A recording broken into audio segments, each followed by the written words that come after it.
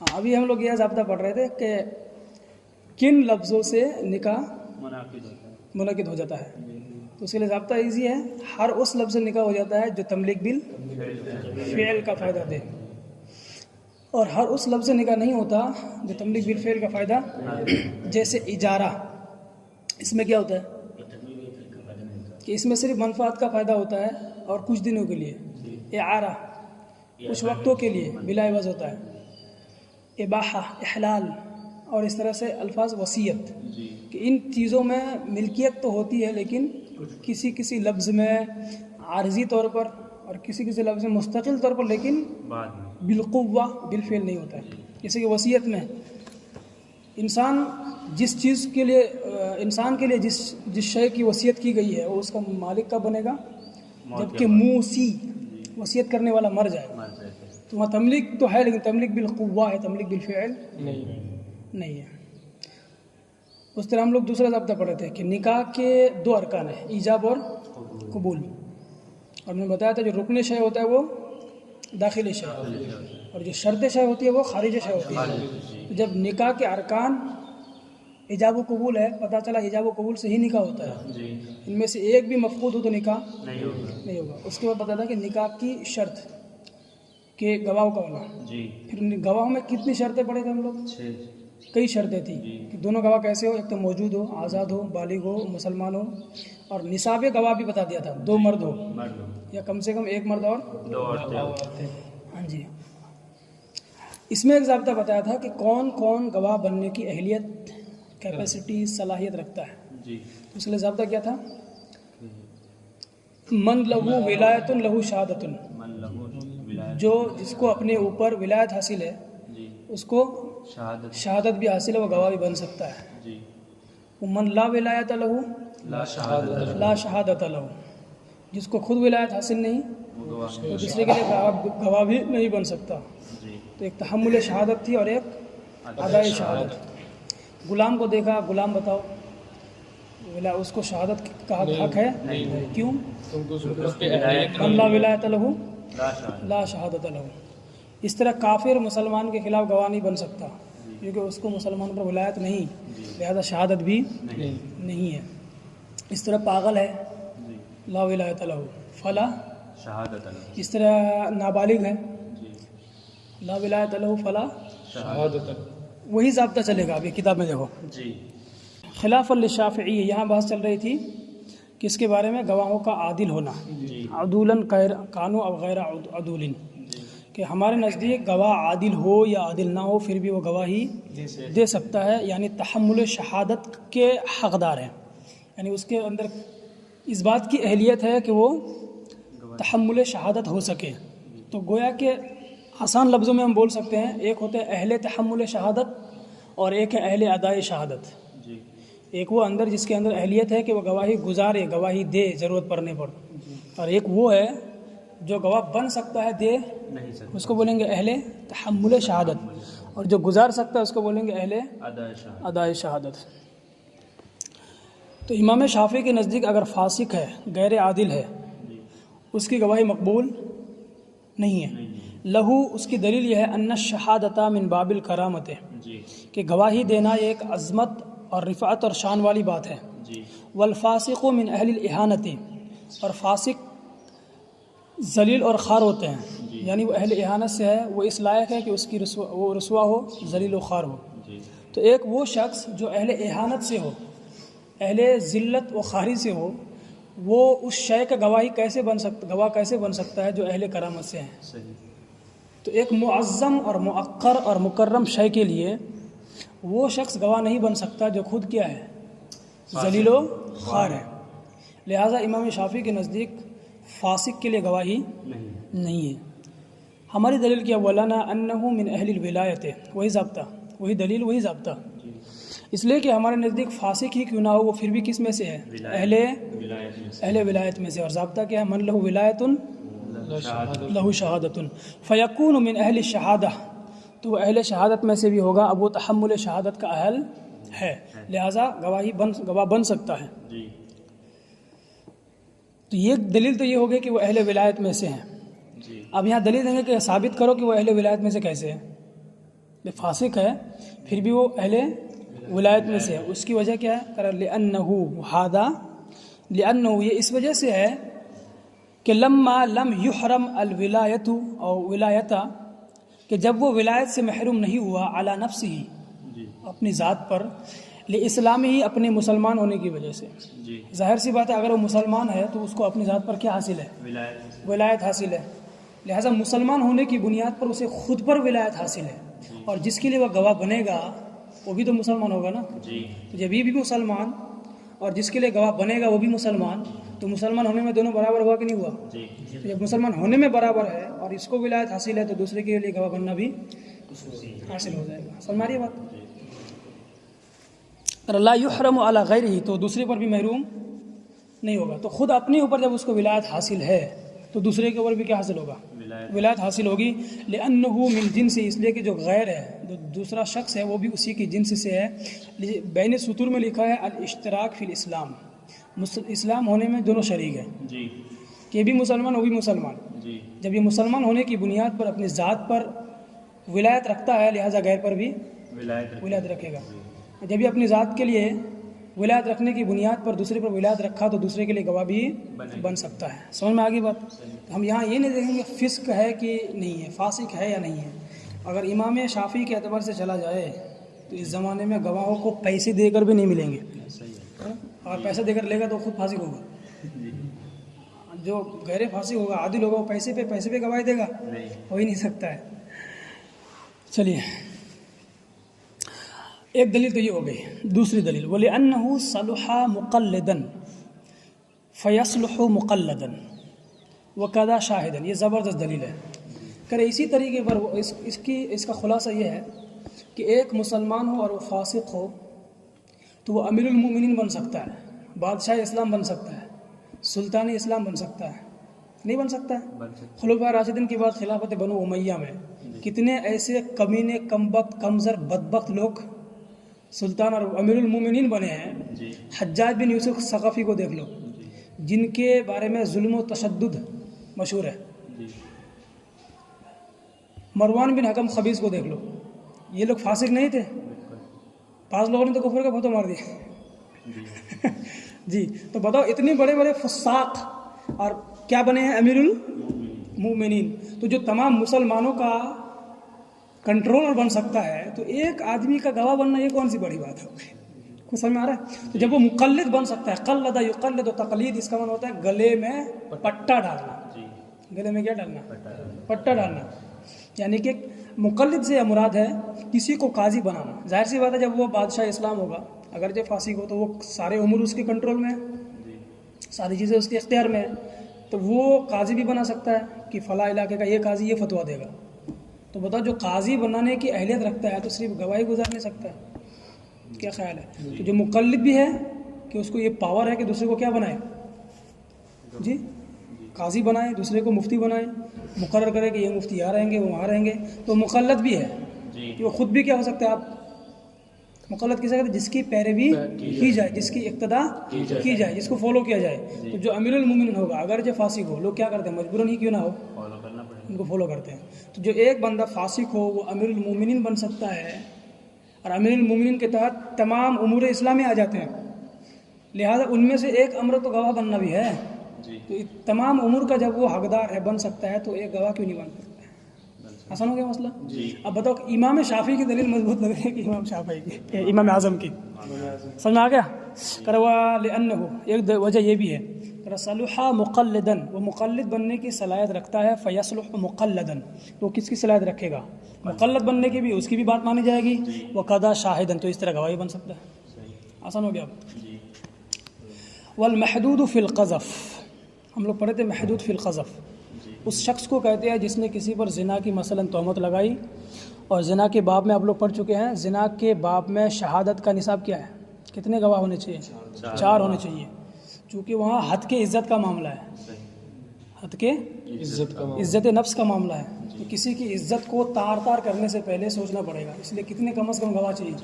4. ان میں شرائط بہت سارے ہیں. 4 گواہ بھی ہو اور زنا کرتے ہوئے اپنی آنکھوں سے دیکھا بھی ہو. چاروں کے چاروں، ایک نہیں. انہیں ایک نے دیکھا، 3 نے اس کے پاس تھا بیٹھا ہوا. چاروں کے چاروں دیکھا بھی ہو، چاروں کے چاروں گواہی دے.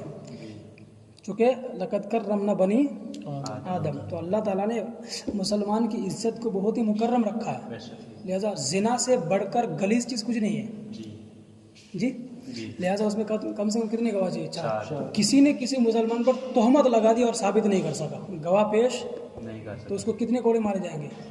80 کوڑے مارے جائیں گے۔ جب اس کو کوڑا مار دیا گیا، حد قذف لگ گیا، اب وہ محدود فی القذف ہو گیا۔ قذف مانا تہمت لگانا، قذف مانا تہمت لگانا، اور حد کوڑے مارنا، اور محدود جس کے اوپر حد لگے، تو محدود فی القذف سمجھا ہے کون شخص ہے؟ اگر بولے کہ محدود فی القذف سے مراد کیا ہے تو آسان سے لکھ دینا ہے، محدود فی القذف وہ شخص ہے جس نے کسی پر زنا کی تہمت لگائی اور ثابت نہ کر سکا، پھر اس کو کیا لگایا گیا؟ کوڑا لگایا، 80 کوڑے، اب وہ کیا بن گیا؟ محدود فی القذف۔ ایسا شخص بھی کیا ہے؟ من اہل الولایت، اس کو بھی ولایت حاصل ہے۔ جب اس کو ولایت حاصل ہے، من لہ ولایت لہ شہادت، اور فیکون من اہل الشہادتی، تو یہ پھر کس میں سے ہوگا؟ اہل شہادت میں سے ہوگا۔ تحملاً، کیا کرتے ہوئے؟ تحمل کرتے ہوئے، یعنی اہل شہادت میں سے ہوگا، تحملاً ہوگا، ادان نہیں ہوگا۔ دو قسم بتایا تھا نا، تحمل شہادت ہوگی ان کے اندر، ادائے شہادت نہیں ہوگی۔ تو تحملاً کا مطلب یہ تحمل شہادت کا حقدار ہوگا لیکن ادائے شہادت کا حقدار نہیں ہوگا۔ وَإِنَّمَا الْفَائِتُ ثَمْرَةُ الْأَدَاءِ بِالنَّهْيِ کیا لکھا ہے؟ حریمت لکھا ہے آپ لوگوں کا؟ حریمہ لکھا ہے، جریمہ ہونا چاہیے، جیم ہوگا، ٹھیک ہے، لجریمتی۔ وَإِنَّمَا الْفَائِتُ، فائت الف لام کے ساتھ اس میں فاعل آپ لوگ پڑھے قاعدہ، اس میں فاعل اور اس میں مفعول میں جب الف لام ہو تو الذی کے معنی میں ہوتا ہے۔ تو انما الفائت، تو بے شک وہ چیز جو فوت ہونے والی ہے، وہ جو کا معنی کہاں سے آیا؟ الف لام سے، الذی کے معنی میں۔ وانما الفائت، بے شک وہ چیز جو فوت ہو جاتی ہے، یعنی فوت ہونے والی چیز، ختم ہونے والی چیز، ثمرۃ الادائی، ادا کا ثمرہ ہے۔ کیا مطلب؟ جو محدود فی القذف ہو گیا اس کے اندر تحمل شہادت باقی ہے، تو اس لیے کہا کہ ایسے شخص کے اندر جو محدود فی القذف ہے اس کے اندر کون سی چیز فوت ہو گئی، ختم کیا ہوئی؟ تحمل شہادت کی ادائے شہادت۔ وانما الفائت، کہ بے شک ختم ہونے والی چیز، ثمرۃ الادائی، ادائے شہادت کا ثمرہ ہے، پھل ہے۔ تو اس کے اندر جو ختم ہوا وہ کون ہے؟ ادائے شہادت ہے۔ بن نہیں ہے کس کی وجہ سے؟ نہیں کی وجہ سے۔ قرآن میں آیت نا لا تقبلوا لہم شہادۃ، ان کی گواہی قبول نہیں ہوگی۔ قرآن مجید میں جب منع کر دیا گیا کہ فاسق کی گواہی مقبول نہیں ہوگی، وہاں منع کس سے ہے؟ یعنی وہ گواہی دے نہیں سکتا، ادائے شہادت کی نفی ہے، تحمل شہادت کی نفی نہیں ہے۔ بن نہیں کرنے کی وجہ سے بین سطور میں لکھ دیا ہے قولہ تعالی ولا تقبلوا لہم شہادۃ ابدا، کبھی بھی ان کی گواہی قبول مت کرو۔ کون سی گواہی؟ ادائے شہادت۔ تو قرآن کی وجہ سے اس کے اندر سے جو چیز مفقود ہو رہی ہے، جو چیز فوت ہو رہی ہے، ختم ہو رہی ہے، وہ کون ہے؟ ادائے شہادت ہے، تحمل شہادت۔ اس لیے کہا تحملاً، یعنی ان کے اندر گواہ بننے کی صلاحیت تو ہے لیکن ادائے شہادت کی صلاحیت نہیں ہے۔ انما الفائت، بے شک فوت ہونے والی چیز، ثمرۃ الادائی، وہ کیا ہے؟ ادائے شہادت کا ثمرہ اور نتیجہ ہے۔ کیوں؟ بن نہیں ہے، قرآن میں نہیں وارد ہونے کی وجہ سے، نہیں کی وارد ہوئی لجریمتی ہی، اس کے جرم کرنے کی وجہ سے۔ محدود فی القذف نے جرم کیا نا، کیا جرم کیا؟ اس نے تہمت لگائی اور ثابت نہ کر سکا، تو اس کے جرم کی بنیاد پر قرآن میں جو نہیں آئی ہے اس کی وجہ سے ادائے شہادت کا ثمرہ ختم ہو جاتا ہے لیکن تحمل شہادت ابھی بھی باقی ہے۔ لہٰذا جب تحمل شہادت باقی ہے تو وہ کیا بن سکتا ہے؟ گواہ بن سکتا ہے۔ آسان ہو گیا جی؟ کیا ایسا ہوتا بھی ہے؟ ایسا ہوتا بھی ہے کہ بالکل ہوتا ہے، یعنی ایسا ہوتا ہے کہ تحمل شہادت ہو اور ادائے شہادت نہ ہو، یعنی گواہ بن گیا تو پھر گواہ جب دے ہی نہیں سکے تو کیا فائدہ گواہ بننے کا؟ نہیں سمجھ میں آ رہی بات؟ جب وہ گواہ بنا تو پھر گواہ بننے کا مقصد کیا ہے؟ کہ کبھی اگر ضرورت پڑے، جھگڑا ہو جائے میاں بیوی کے درمیان، یا شوہر انکار کر دے کہ میں نے نکاح نہیں کیا تھا، تو کون گواہی دے گا؟ جو گواہ بنے تھے، اور ان کے اندر تو ادائے شہادت کی اہلیت ہے ہی نہیں، بن نہیں من القرآن، تو کیا کریں گے پھر؟ کیا فائدہ؟ تو ایسا ہوتا ہے، ذرا دیکھ لیجئے کیسے۔ ولا یبالا بفواتہ، ولا یبالا، آسان سا مسئلہ ہے۔ مان لو ایک اندھا ہے، اندھا قانون، جو اندھا ہے سن سکتا ہے کہ نہیں سن سکتا ہے؟ وہ گواہ بن سکتا ہے کہ نہیں بن سکتا ہے؟ تو جس طرح سے کوئی اندھا وہ گواہ بن سکتا ہے لیکن وہ گواہی دے نہیں سکتا، کیونکہ اس زمانے میں کیا ہوتا ہے، وہ چلو میمیکری سمجھتا ہے, میمیکری جی آواز کو لوگ ڈب کر لیتے ہیں, آواز کو کاپی کر لیتے ہیں, تو اس کو دکھ نہیں رہا کہ کون بول رہا ہے, ہو سکتا ہے کہ کوئی دوسرا بول رہا ہو. ہاں جی پتہ چلا امیتابھ بچن کی شکل میں سلمان بول رہا تھا, جی تو کیا کریں گے؟ تو اس لیے گواہی گزار نہیں سکتا. تو اندھا تحمل شہادت ہے کی اہلیت رکھتا ہے لیکن ادائے شہادت کی اہلیت نہیں رکھتا. تو یہ مسئلہ بھی ہے. جی تو جس طریقے سے اندھے کا مسئلہ ہے اس طرح محدود فی القذف کا مسئلہ ہے. آسان ہو گیا. جی ولا یبالا, یبالا مانا پرواہ نہیں کیا جائے گا. مبالا تو میں نے کیا ہوتا ہے پرواہ کرنا. لا ابالی, مجھے کوئی پرواہ نہیں. جی ولا یبالا, اور پرواہ نہیں کیا جائے گا بفوات ہی ادائے شہادت کے فوت ہونے کی وجہ سے. یعنی ادائے شہادت کے فوت ہونے کی پرواہ نہیں کی جائے وہ اگرچہ فوت ہو جائے لیکن کیا باقی ہے؟ تحمل شہادت باقی تحمل شہادت باقی ہے. کما فی شہادت العمیان, اعما کی جمع عمیان, جیسے اندھوں کی گواہی. جی جیسے کہ اندھوں کے اندر کون سی صلاحیت ہے؟ بولنے کی ہے. جو اندھے ہوتے ہیں وہ اہل تحمل شہادت ہوتے ہیں, اہل ادائے شہادت نہیں ہوتے. اسی طریقے سے محدود فی القذف جو ہوتے ہیں وہ بھی اہل تحمل شہادت ہوتے ہیں, اہل ادائے شہادت نہیں ہوتے. دوسری مثال وہ ابن العاقدین, یہ ابنین ہے تسنیہ کا صحیح حالت اضافت میں نون تسنیہ گر جاتا ہے. اور عاقدین عقد کرنے والوں کے بیٹے, بیٹوں کی گواہی. مثال کے طور پر زید اور ہندا, یہ دونوں نکاح کر رہے ہیں اور دونوں کی پہلے شادی ہو چکی تھی, دونوں کے اپنے اپنے بیٹے ہیں. ٹھیک. لہٰذا اگر یہ دونوں نکاح کرے اور گواہ کس کو بنائے؟ اپنے ہی بیٹے کو, تو ان کے بیٹے گواہی گزار نہیں سکتا ہے, گواہ بن سکتا ہے. کیوں؟ ظاہر سی بات ہے. مثال کے طور پر ہندا کا بیٹا ہے, جی اس سے وہ بھی گواہ بنا, اور بکر کا بیٹا ہے وہ بھی گواہ بنا. جی تو تحمل شہادت دونوں کے اندر ہے. جی لیکن جب گواہی دینے کی اگر باری آئے, گواہ گزارنے کی باری آئے, ادائے شہادت کا موقع آئے, تو آپ بتاؤ کون کس کی موافقت میں گواہی دے گا, کون کس کی مخالفت میں گواہی دے گا؟ ہر ایک اپنے اپنی. جو ماں کا بچہ ہے, بیٹا ہے, وہ کس کی موافقت میں؟ ماں بھی کی موافقت میں اور باپ کی مخالفت میں. جی ایسا ہی. اور جو باپ کا بیٹا ہے پہلے بیوی سے, جی وہ کس کی موافقت میں گواہی دے گا؟ والد کی. اور کس کی مخالفت میں؟ یہی وجہ ہے کہ قریبی رشتہ دار کی گواہی اس وقت مقبول ہے جب مخالفت میں ہو. جی اگر موافقت میں ہو تو مقبول نہیں ہے. مثال پر میرا بھائی ہے, اس نے کوئی جرم کر دیا اور میں اس کے خلاف گواہی دے رہا ہوں تو قبول ہو جائے گی. کیونکہ ظاہر سی بات ہے جب میں اپنا ہو کر کے خلاف دے رہا ہوں مطلب اس واقعی میں مجرم ہے. اچھا صحیح. نہیں سمجھ میں آ رہی ہے بات؟ جی جی تو اپنے قریبی رشتہ دار کی گواہی مخالفت میں مقبول ہے, جی ان موافقت میں مقبول نہیں ہوتی. اب یہی بتاؤ, جو بچہ ہے ماں کا, وہ اگر ماں کی مخالفت میں گواہی دے اور باپ کی موافقت میں, اور جو بیٹا ہے باپ کا وہ ماں کی مخالفت. موافقت میں, خود باپ کی مخالفت میں, تو گواہ کیا ہو جائے گی؟ قبول قبول ہو جائے گی. سمجھ میں آ رہا ہے کچھ؟ جی.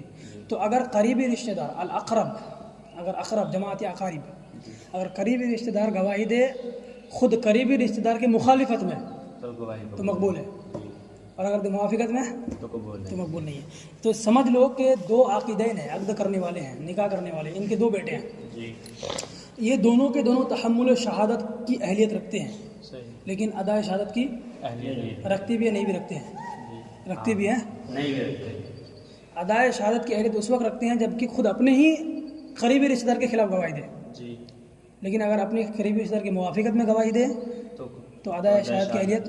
سمجھ میں نہیں آ رہی ہے بات؟ جی جی سمجھ آ رہی ہے. 3 صورتیں یہاں پہ. جی ایک تو یہ ہے کہ 2 مرد اور عورت نے نکاح کیا, ان دونوں کے بچے اپنے اپنے, اور انہی بچوں کو کیا کر دیا, بیٹوں کو گواہ بنا دیا. تو یہاں 3 صورتیں بنتی ہیں. نمبر 1 کہ دونوں کے دونوں تحمل شہادت کی اہلیت رکھتے ہیں, جی یعنی گواہ بن سکتے ہیں چاہے جو بھی ہو جائے. جی دوسری صورت یہ ہے کہ ادائے شہادت کی اہلیت رکھتے ہیں یا نہیں رکھتے ہیں.